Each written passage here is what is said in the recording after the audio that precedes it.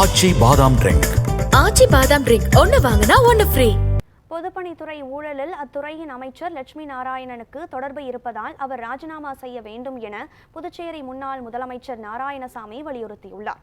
புதுச்சேரியில் செய்தியாளர்களிடம் பேசிய அவர், என்ஆர் காங்கிரஸ் பாஜக கூட்டணி ஆட்சியில் கல்வி, பொதுப்பணித்துறை உள்ளிட்ட அனைத்து துறைகளிலும் ஊழல் முறைகேடுகள் நடைபெற்று வருவதாக குற்றம் சாட்டினார்.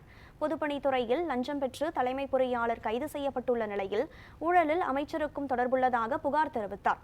பொதுப்பணித்துறை அமைச்சர் லட்சுமி நாராயணன் பதவி விலக வேண்டும் என்று கூறிய நாராயணசாமி, இந்த விவகாரத்தில் சிபிஐ விசாரணை தேவை என்றும் தெரிவித்தார்.